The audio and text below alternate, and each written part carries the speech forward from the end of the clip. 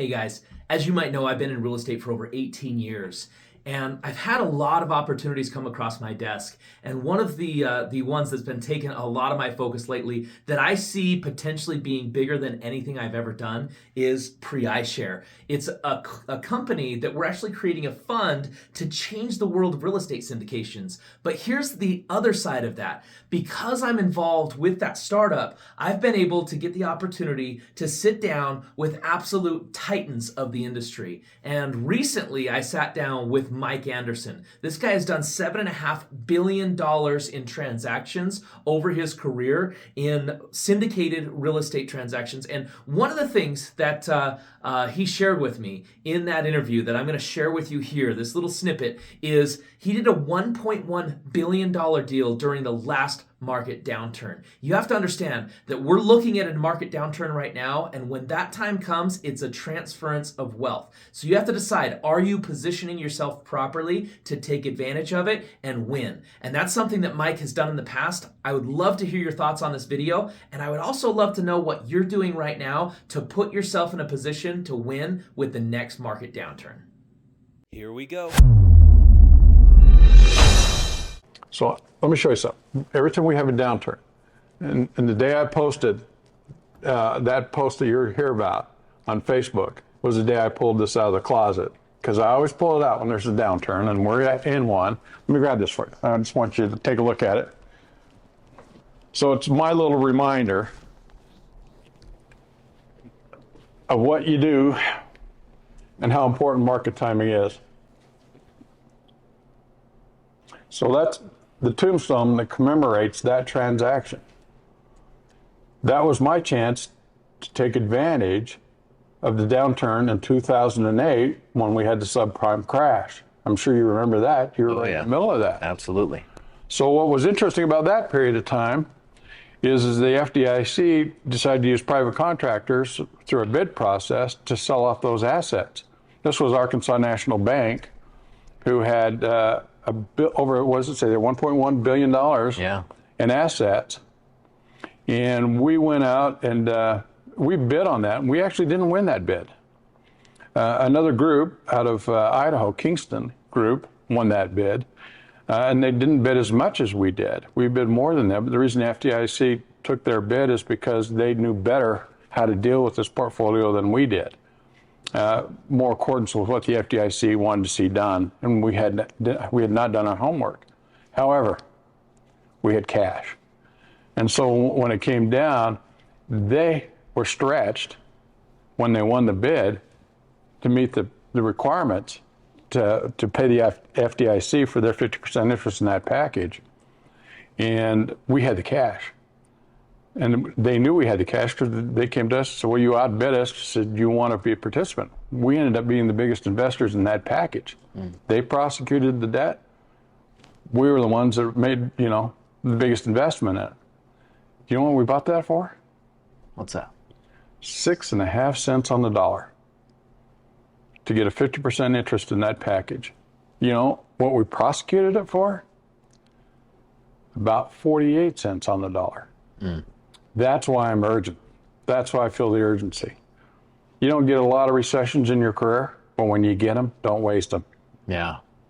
When this deal came up, what was kind of interesting is that we bid on that at the same time the guy that actually won it, Kingston Management won it, and they had a better business model on how to work with the FDIC than we did. We actually bid more than they did, but they had a better business model. And so the FDIC accepted them. But what was interesting is that when they did their deal, they had to really stretch to get that closed. How we got involved in it, we were the biggest investors in this deal. We got involved in it because we were liquid. And the reason we were liquid is because back in '86, I promised myself when I see these downturns to get liquid. Yeah. When I was a teenager, when I decided I wanted to invest in real estate, and the one thing I kept hearing was how the down times is where that wealth is transferred, and there's so many opportunities in a downturning market, but you have to know where to look for them, and you also have to be liquid enough to take advantage of them, right? Exactly. So what we had that the group that won this didn't have is liquidity. We were ready. My buddy who got me into this deal called up and he says, Mike, he said, you got any dry powder? And it's like, Blaine, yeah, I've got some. And I said, I'm looking for some deals. And he said, I've got one for you, and that was this one. He says, these guys need some liquidity. And they told me how much he needed. It was $12 million. And it's like, I don't have that much liquidity, but I know I've got a lot of people that we told to get liquid. Yeah. That are carrying some dry powder too, and we can get together and make that happen for you. So a couple of days later, we had the check and met Dave's partner down in Las Vegas, and we had the cash to do the deal. Yeah. And it was fortunate we did. And I just don't want to miss it again. Here we are. Yeah. Right on that doorstep again. Well, and that's one thing that I think we should kind of highlight. So for people who don't understand who you are and your background, I mean, you've come from a place where you've done billion-dollar deals, or you've been a part of billion-dollar deals. You built a company that had over $1 billion in assets under management. You currently have fractional ownership in well over $1 billion in real estate, from multifamily to self-storage and I don't know what else. So, I mean, with all of that experience and seeing what's happened, what do you foresee happening in the next 6 to 12 months? My prediction would be by late 23. The opportunities in the market will start revealing themselves. Well, and I think that it was Warren Buffett that said, when the tide goes out, you find out who's wearing pants, right? Oh, yeah. There's going to be a lot of people right now that are caught with their pants down, and probably good people, good sponsors who have probably only seen a good market. We want to be there as an asset to those people.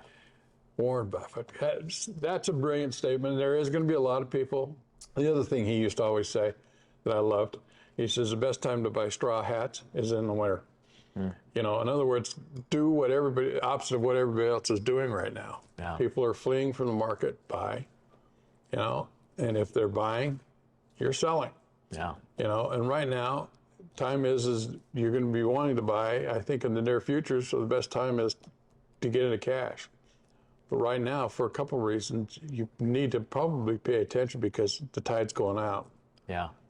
And unless you feel pretty comfortable you got your pants on or fully on, you could be exposed. Right. Well, we want to be the ones selling the pants. Brilliant idea. Thanks so much for watching. Because this is pre-iShare content, I have to make sure to throw in their disclaimer on here. But if you wanted to see more about what we're doing with pre-iShare, or if you want to see the full version of this video, go find pre-iShare on all the socials and right here on YouTube. Thanks for joining. I'll see you on the next video.